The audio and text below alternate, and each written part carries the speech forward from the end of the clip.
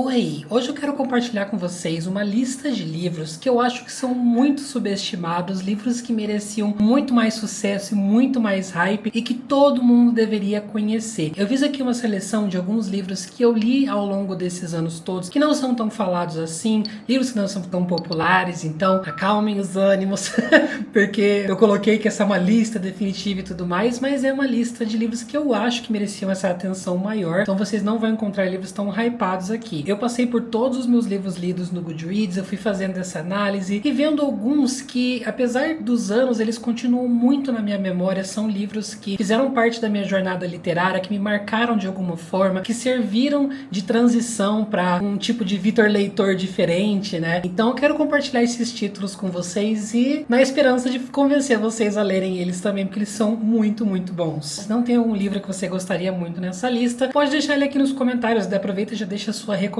aqui pra gente de títulos que você acha que todo mundo devia descobrir também. E antes da gente começar, gente, lembrando, aproveita para dar um hype nesse vídeo. Como você faz para dar esse tal do hype? Se você estiver assistindo esse vídeo pelo celular, você dá um like e na caixinha de comentários, antes de você abrir ela, se você passar pro lado, aparece uma nova opção que é o hype, que você pode fazer isso com alguns vídeos por semana e isso ajuda o YouTube a entregar esse vídeo para mais pessoas e mostrar que vocês gostam do meu conteúdo e assim o YouTube entende que mais pessoas podem gostar também. Isso super ajuda na entrega do meu canal para aparecer no feed de outras pessoas também e a gente continuar crescendo aqui na plataforma, tá bom? Então super peço essa ajuda de vocês, se vocês puderem agora nesse comecinho de vídeo já dá um hype, beleza? Vamos lá, o primeiro título que eu quero compartilhar com vocês é Os Três Estigmas de Palmer Eldritch. Esse aqui é do Philip Dick. Esse é um livro muito doido, tá? É um livro assim, brisa, que você precisa aceitar e ir, porque você vai ler coisas ali que você vai falar, gente, o que esse homem fumou para ele escrever esse livro aqui? Mas é basicamente um cenário futurista onde a Terra passou por algumas alterações climáticas, a vida na Terra basicamente está insuportável e foi criada uma forma de escape através de uma droga. Essa droga faz o seguinte, eles têm essas maquetes, essas casinhas de boneca assim, você consome essa droga e essa droga transporta a sua mente para aquele universo das bonecas. Então as pessoas usam isso como uma forma de escape para um universo perfeito, um universo da Barbie basicamente, sabe? Igual a gente vê no filme mesmo da Barbie. É uma droga alucinógena, então obviamente as pessoas não são fisicamente transportadas para lá, mas é esse temporário, uma realidade alternativa que faz as pessoas esquecerem dos grandes problemas que estão acontecendo ali na Terra. Só que a grande questão dessa história é que surge um concorrente a essa droga, que promete cumprir, além de todas essas coisas que as pessoas já estão acostumadas, ele traz essa promessa da vida eterna. Como ele vai fazer isso? Aí vocês precisam ler. Gente, você é simplesmente jogado de paraquedas nesse universo totalmente diferente, que é super cheio de tecnologias e regras, um negócio bem estilo do Philip Dick mesmo, mas que apesar de ser futurista, ele tem elementos muito atuais, assim, da nossa sociedade atual. Ele trabalha alguns assuntos políticos que você pode super transpor também pro que acontece hoje. Ele tem essa vibe meio hipster, meio fumada, assim, mas ao mesmo tempo ele tem uma ironia na escrita dele muito singular. E essa experiência com a droga é muito louca, porque as pessoas, quando elas estão ali, elas se esquecem que elas têm uma vida real. Ele tem algumas coisas um pouquinho mais complexas, assim, mas quando você saca tudo, nossa, é muito viciante, você não consegue parar de ler. Meio que vai virar uma briga justamente por causa do surgimento desse grande concorrente aí. E é um livro bem Black Mirror, assim, se você gosta desse estilo de, não sei se eu tô na realidade, não sei se eu tô numa simulação, às vezes vai se misturando, assim, vai confundindo um pouquinho o leitor, mas de um jeito muito gostoso, sabe? Esse livro é o meu preferido do Philip Dick, os outros dele aconteceu de não curtir tanto assim, mas esse aqui pra mim foi muito um acerto e eu amei, eu acho que muito mais pessoas deviam conhecer ele. O segundo livro que eu quero falar é O Pacifista, do John Boyne. Esse é um livro que, infelizmente, ele não tá sendo mais impresso, eu acho, mas você encontra ele em e-book normalmente, e você entra na Amazon, assim, por exemplo, você encontra o livro por Marketplace, né, que são sebos e outros vendedores que entregam. Provavelmente você encontra em sebos de várias cidades, na estante virtual e tudo mais. Então, ele ainda é acessível, ele não tá aquele livro que sumiu do mapa, que tá R$300 pra achar, sabe? E ele, pra mim, é muito triste ele não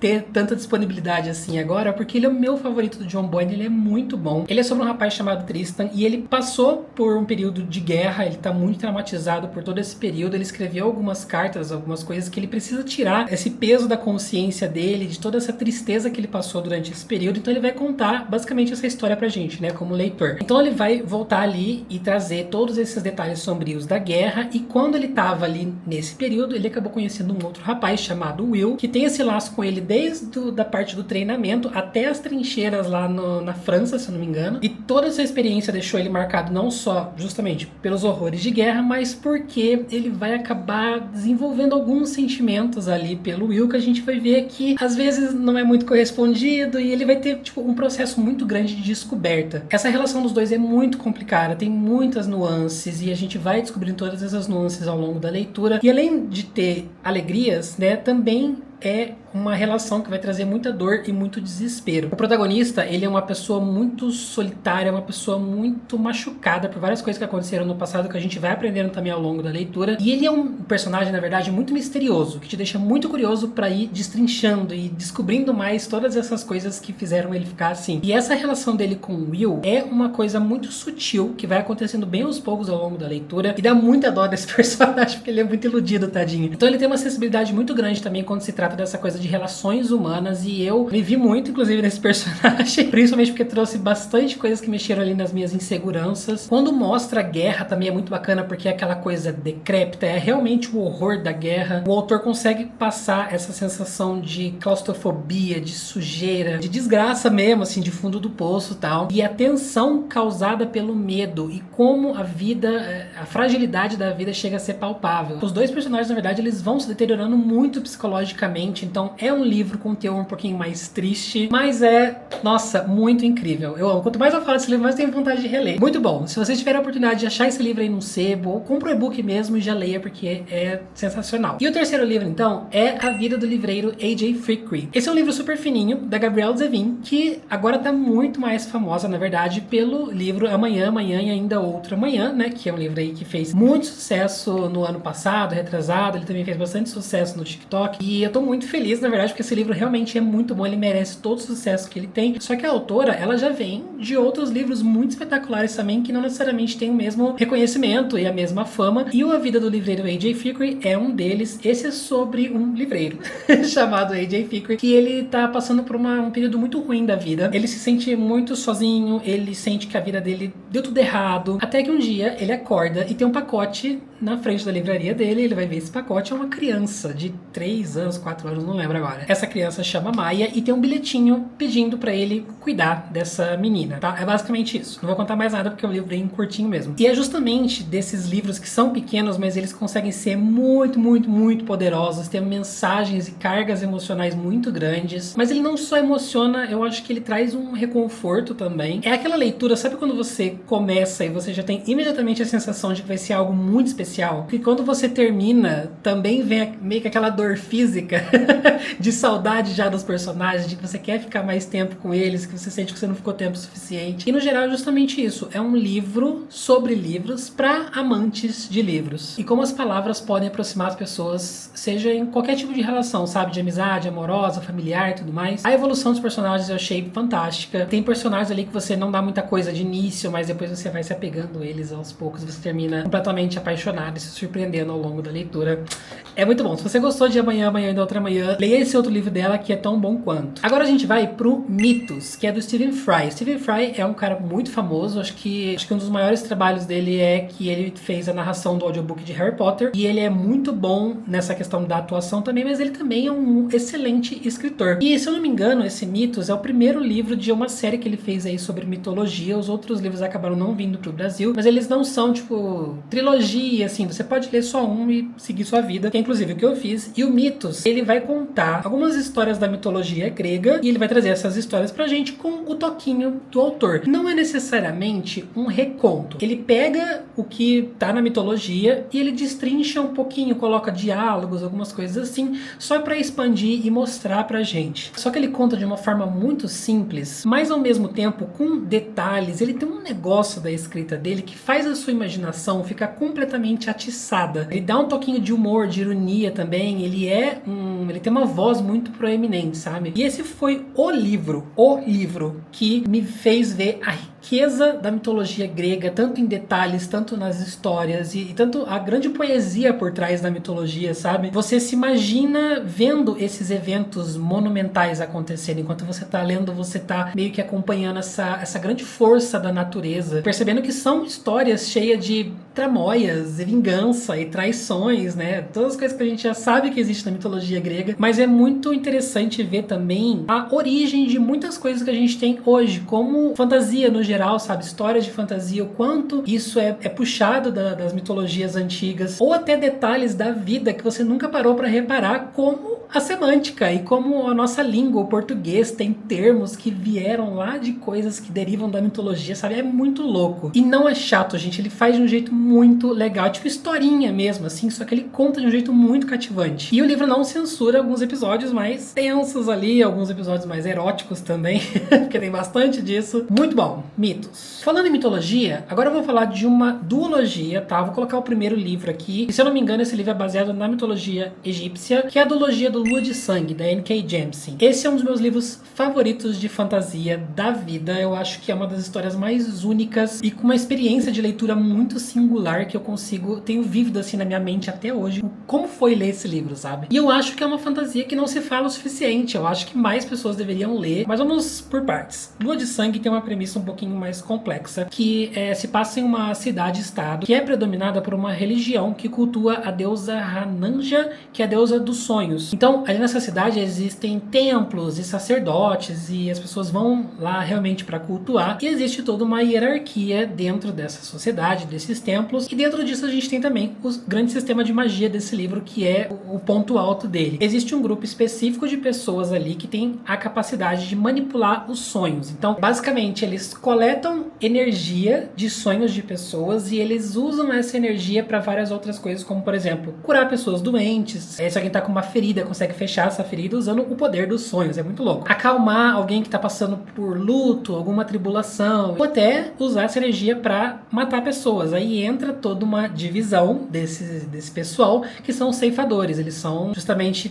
as missões deles é ir atrás de pessoas que foram denominadas pelo governo que precisam ser ceifadas. Gente, é um universo extremamente rico, não só no que tange a autora construindo a ambientação ali onde se passa a história, mas os cheiros, as pessoas, os costumes dos povos ali que são distintos entre eles. Principalmente no segundo livro vai ter uma expansão maior do universo, que é muito, muito bom. Eu acho que eu amei o segundo livro mais ainda do que o primeiro. A cultura, a língua, e não é um universo, um sistema que é entregue de bandeja pra você. A autora já te joga na história como se você conhecesse tudo.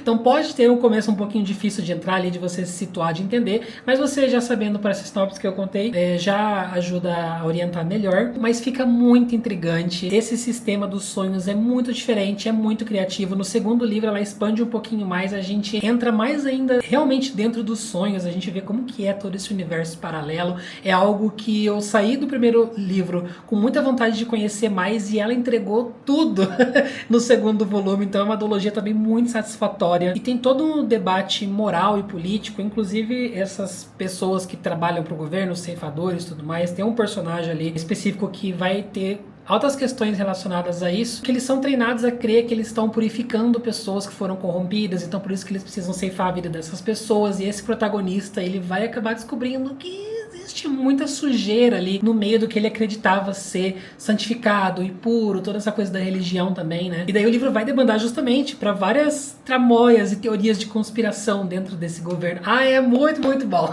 O livro seguinte é As Primeiras 15 Vidas de Harry August. Esse aqui eu resgatei lá de 2013, 2014, que foi quando eu li ele.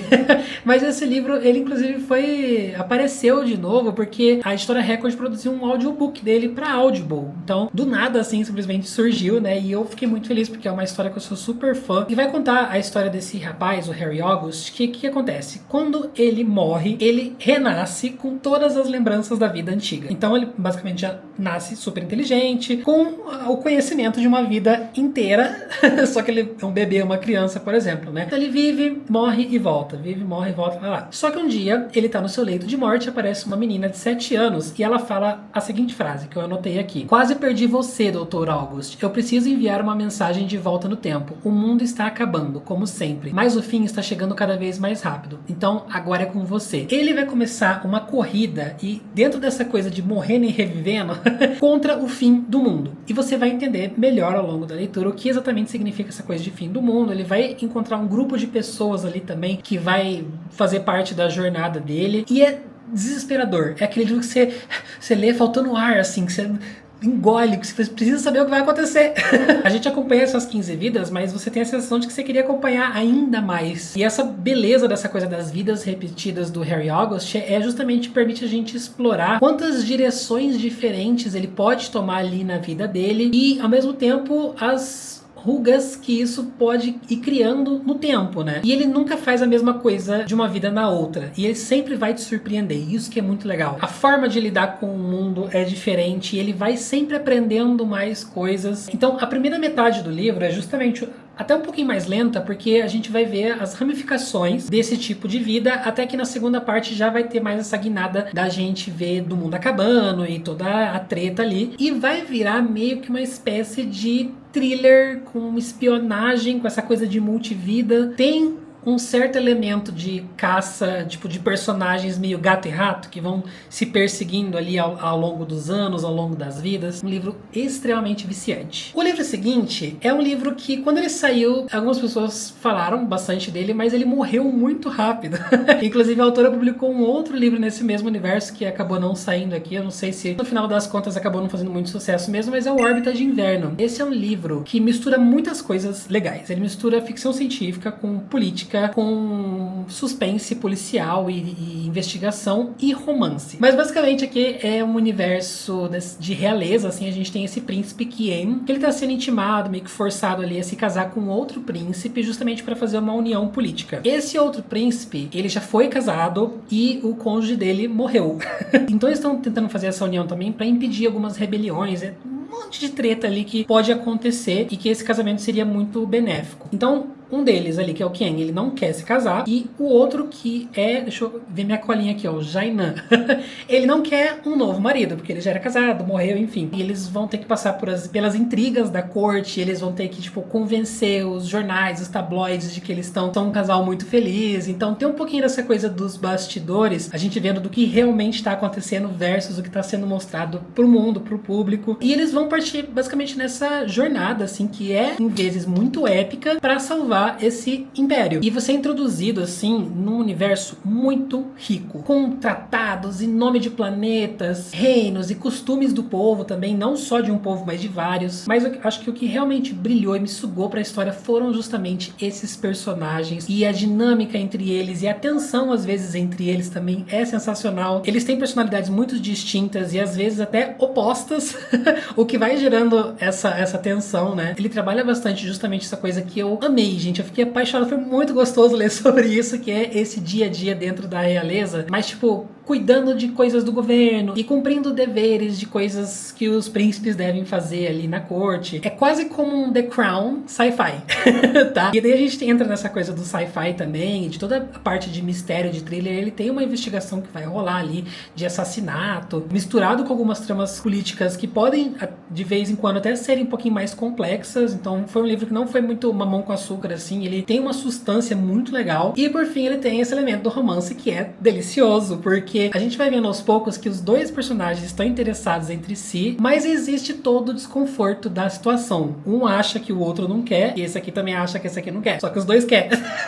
E você, como leitor, você fica assim, ó, se rasgando porque você quer ver acontecer entre os dois. É impossível não se apaixonar por esse livro, por esse universo, pela trama, pelos personagens, tudo. Esse livro é maravilhoso. O 8º livro, eu já falei algumas vezes aqui, eu acho que se você acompanhou algum tempo, você já viu eu mencionar ele volta e meia, mas eu preciso trazer ele de novo, porque eu acho que não foi o suficiente, eu não convenci pessoas o suficiente a ler esse livro, que é Os Últimos Dias da Noite, que é inclusive um dos livros que eu pretendo reler aí num breve futuro de projeto que eu tô fazendo aqui pro canal, mas é um livro que recria de uma forma muito criativa e muito diferente a briga entre o Thomas Edison e o George Westinghouse. O Thomas Edison, ele é o inventor da lâmpada e o George Westinghouse é o cara que levou a energia elétrica para os Estados Unidos. E existe toda essa briga de patentes, né, justamente de quem de fato inventou a lâmpada, de quem de fato é o grande inventor da energia elétrica e tudo mais. E nisso, o protagonista da história vai ser justamente um advogado que vai participar e vai liderar ali essa briga jurídica entre os dois. E no meio a gente vai conhecer alguns outros personagens, como por exemplo Nikola Tesla, que é na verdade o grande gênio por trás de muita coisa, né, da ciência. E esse livro, ele é muito no estilo Oppenheimer, só que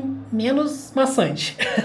Só que muito mais dinâmico. O Edison, se eu não me engano, ele move mais de 300 processos contra o George Westinghouse, e o advogado protagonista, ele vai defender o Westinghouse. Então vai ter essa bomba no colo para resolver, né? Apesar de ser um take fictício nessa briga que realmente aconteceu, inclusive no final o autor ele conta pra gente mais sobre as coisas que são fatos da história que ele trouxe pro livro, mas ele também dá o toquinho dele. Então ele coloca ali os diálogos, as coisas fictícias, né, de um livro de romance, e torna o livro muito mais uma história justamente sobre a genialidade dessas pessoas e a competitividade e obsessão e loucura. É muito incrível acompanhar esses dois caras num desejo tão forte de vencer essa disputa. E eles querem vencer a todo custo. E o preço que isso talvez venha cobrar na consciência de cada um, vai trabalhar bastante com as morais de cada um e discussões éticas entre eles ali também. Os ideais vão entrar em xeque, e também a percepção pública, porque a gente vai ver o crescimento da energia nos Estados Unidos e todas as ramificações que vai ter disso. Se eu não me engano, também ele chega até a falar sobre a cadeira elétrica, né? Foi um dos poucos livros que me fez ficar até 4, 5 horas da manhã lendo. E é muito bizarro porque eu lembro exatamente aonde eu tava deitado lendo, como que eu tava lendo. Eu lembro que eu tava lendo no meu Kindle, não foi nem no livro físico, no meu quarto antigo, na minha cama que ficava no cantinho. Tipo, sabe assim, eu tenho uma memória muito específica de ler esse livro, de tão impactante que foi pra mim. Eu amei a capacidade do autor de descrever toda essa coisa de patentes e de leis sem ficar chato. Parece um livro mais de thriller mesmo, sabe? E fica aí mais uma vez a panfletagem, tá? Os últimos dias da noite. E o penúltimo livro que eu quero compartilhar com vocês é o Escritores e Amantes. Esse foi um livro que eu li na edição da Tag, mas ele já saiu na edição final pela Tordesilhas, que é uma capa assim que não diz nada sobre a história, uma capa que você passa totalmente batido na livraria. Você olha, você vira pro outro lado, você não dá um centavo de bola pra esse livro.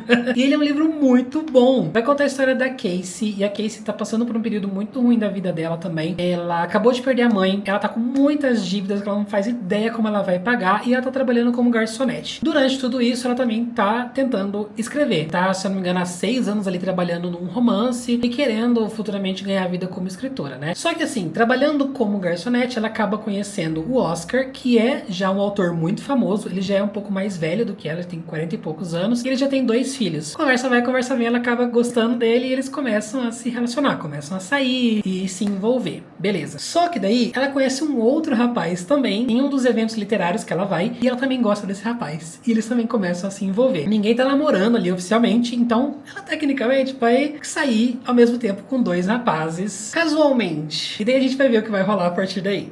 Esse livro tem uma vibe um pouquinho de filme indie fazendo reflexão aleatória, meio Tumblr, meio John Green, assim, nós somos infinitos. Só que é mais pela estética que você percebe que a autora quer dar aqui pra história. Você entende melhor isso ao longo da leitura e também não se torna tão proeminente, tipo, não fica chato, não parece que você tá lendo um monte de coisa cafona, assim, sabe? E quando a Casey conhece esse Oscar, que é o rapaz mais velho, eu imediatamente já torci pra ela ficar com ele. Eu já me apaixonei pela ideia dos dois, pelos diálogos entre eles, os diálogos, as trocas são muito, muito boas. Fora que eu adorei esse cenário de restaurante, a gente tem bastante disso. Não sei se vocês já viram aquele filme Sem Reservas, com a Catherine Zeta-Jones, que ela começa a se relacionar com um rapaz que trabalha com ela tá cuidando da filha de uma irmã que faleceu, e esse contato com o ambiente de trabalho de restaurante me lembrou muito desse filme, e eu adoro isso. É um livro que vai tratar sobre coisas normais, assim, uma vida normal de uma pessoa normal se envolvendo, se relacionando com outras pessoas, assim como todo mundo na face da Terra. E não vai ter nada, assim, de muito excepcional, mas é esse que é a grande questão do livro. Os problemas e os defeitos e as coisas que acontecem no dia a dia foi o que mais me cativou. E até o triângulo amoroso, que pode ser algo que você ouve na sinopse e você fala, ai meu Deus, triângulo amoroso, vou passar longe desse livro, eu não quero estar a 5 metros de distância desse livro. Eu achei muito bom porque não foi dramático. E eu fiquei realmente tenso e em dúvida, porque eu não sabia quem que a protagonista ia escolher no final das contas. Eu já tinha as minhas preferências, o Oscar.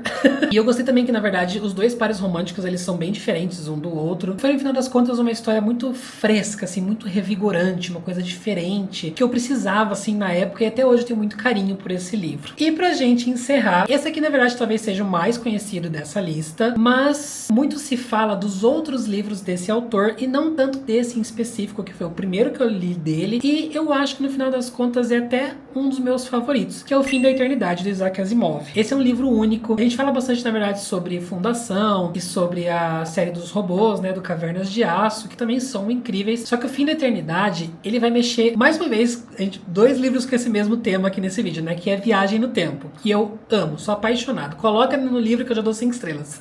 Imediatamente. Aqui a gente tem uma realidade séculos na frente da nossa realidade agora, onde a viagem no tempo foi completamente desenvolvida e ela é regularizada, e existem pessoas que controlam essa viagem no tempo. Em cima disso, eles criaram esse conceito chamado de eternidade, que é quase como uma irmandade composta desses fiscais, dessas pessoas que são os eternos. Eles são técnicos que são responsáveis por controlar os eventos através dos séculos e o desenvolvimento da humanidade. Então, por exemplo, vai rolar uma guerra, eles querem fazer com que essa guerra não ocorra, eles vão lá e mexem em algumas coisinhas através do tempo para não rolar essa guerra. Então eles trabalham tecnicamente pro bem da sociedade. E o protagonista, ele é um desses eternos e ele acaba conhecendo uma mulher, ele se apaixona por essa mulher. E como o homem apaixonado é uma desgraça, ele vai querer começar a mexer com acontecimentos no tempo para impedir que coisas ruins aconteçam com ela. E no meio disso vai descobrir algumas tramóias ali rolando. É um livro que pode te intimidar logo no começo. Eu lembro que foi meu primeiro livro do Asimov, eu fiquei assustado assim nas primeiras 50, 60 páginas, porque ele coloca um monte de termo, um monte de coisa científica, um monte de rolê ali que você pode ficar meio que atordoado assim.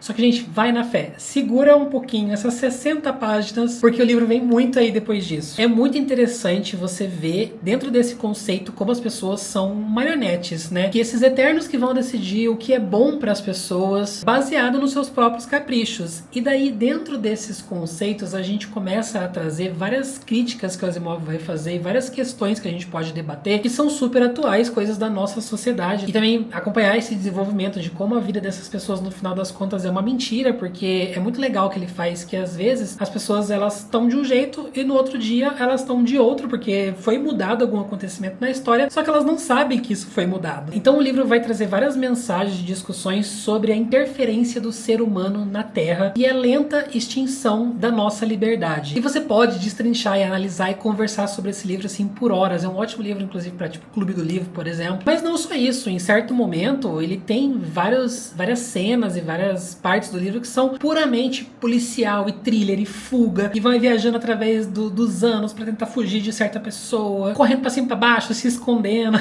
É bem açãozona assim mesmo, sabe? E tem tantas reviravoltas por metro quadrado nesse livro que você não se aguenta, você fica sem respirar. Você vai gastar um pouquinho de neurônios, no geral, nessa leitura, mas é muito satisfatório. E, assim, é importante dizer, quando a gente fala de Asimov, inclusive nesse livro tem algumas coisinhas assim, que as histórias deles são produtos do tempo do Asimov. Então, são livros com um teorzinho aqui e ali de machismo, que aparece de diversas formas nesse livro, mas nas obras do Asimov no geral. Esse eu acho que é o meu maior desconforto com o autor e nesse livro aqui, tá? Então tenham isso em mente. Bom, gente, esses são os 10 livros que eu queria compartilhar com vocês, que eu acho que todo mundo precisa ler. Mais uma vez, deixa aqui nos comentários se você tem algum título também que você gostaria muito de recomendar, que você acha que é obrigatório tá nessa lista também. Deixa aqui pra mim que eu vou adorar conhecer. Se você gostou de algum desses títulos que eu mencionei aqui e quer comprar eles na Amazon, tem o meu linkzinho também de afiliado que fica aqui na descrição. Já salva o meu link, sempre que você comprar por ele eu ganho uma pequena comissão da Amazon, isso ajuda muito o meu trabalho. É algo que tem caído um pouquinho ao longo desses meses, porque eu não costumo ficar divulgando muito meu link, eu não gosto muito de ficar promoção e venda e fazer essa coisa mais consumista. Então lembra de mim, tá? Vai ter Black Friday agora no finalzinho de novembro, já começou o Esquenta Black Friday. Usa o meu link porque precisamos pagar contas, boletos boletos que estão chegando. Se você quer apoiar, na verdade, mais ainda o meu canal, você pode assinar o meu Catarse e se tornar um membro. O link também fica aqui embaixo pra vocês. E o Catarse é um clubinho de assinatura onde você recebe recompensas extras aqui do canal. Então você tem um grupinho no WhatsApp comigo e vários outros leitores. A gente tem leituras conjuntas todo mês, você ganha marcadores do canal, tem vídeos exclusivos que só vão pro pessoal do Catarse, a gente faz lives mensais, a gente assiste filme junto todo mês também. O pessoal vota nas minhas leituras, vota até em título e miniatura do vídeo. Tudo que acontece nesse canal, tá aqui ó, o Catarse com as suas mãozinhas me controlando. Eu sou só uma marionete do Catarse, tá?